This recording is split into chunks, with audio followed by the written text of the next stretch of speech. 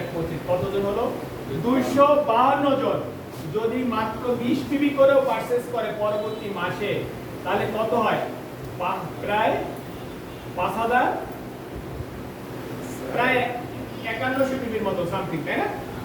হ্যাঁ 2520 * 20 কত হয় 4 5 4 0 5 10 0 5040 পিবি। আগে আছে কত 840 পিবি, আগে আছে কত 190 পিবি, তার মানে প্রায় 6000 পিবি। আপনি তখন কিন্তু 12% ওভারটেক করে গেলেন, তাই না? আপনি কিন্তু কত পার্সেন্টে গেছেন 16% গেছেন, কারণ টিমের সাইজ বাড়তে আছে, অটোমেটিক পিবি আপনার অ্যাকাউন্টে কাউন্ট করছে।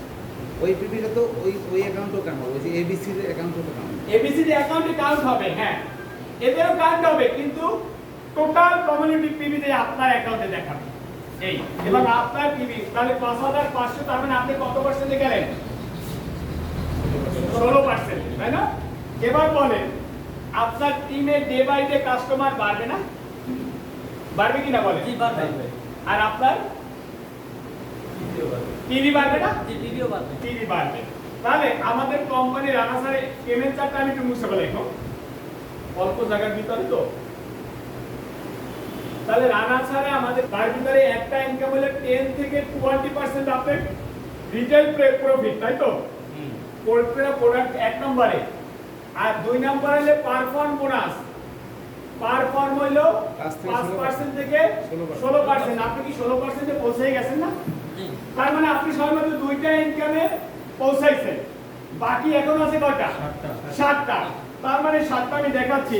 তার মানে আপনি কি হয়ে গেলেন এখানে ব্রোঞ্জ ডিরেক্টর। যখনই আপনি 16% এ পৌঁছাইয়ে যাবেন তখন কোম্পানির প্রথম আপনাকে পোস্ট দিবে, র‍্যাঙ্ক দিবে, যার নাম ব্রোঞ্জ ডিরেক্টর। 3 নম্বরে হলো কি ব্রোঞ্জ ডিরেক্টর। কত পার্সেন্টে ব্রোঞ্জ ডিরেক্টর হবে 16% এ যখন পৌঁছাবেন আপনার টোটাল টিমে এই টোটাল যত যা কেনাকাটা করবে এটা যদি টোটালটা 5500 প্লাস আপনার এইখানে শো করে, তখনই আপনি কি হয়ে যাবেন ব্রোঞ্জ ডিরেক্টর। তাহলে আপনি 16% এ পৌঁছাইলি ব্রোঞ্জ ডিরেক্টর। আর প্রতি মাসে না একবার র‍্যাঙ্ক একবার সারা জীবন সেই র‍্যাঙ্ক থাকবে। ব্রোঞ্জ ডিরেক্টর হলে এবার আপনি কোম্পানি থেকে 15% কোম্পানি ফান্ড থেকে ডিরেক্টর বোনাস পাবেন 16% এর সাথে আরো 15%। এবং আপনার একটা টিম হইছে না, টিম হইছে, এইজন্য 3% পাবেন team building bonus. 3% team building bonus, বুঝতে পারছেন? Bronze director. এবার দেখেন আমি জাহিদ স্যারের প্রসঙ্গে আসি।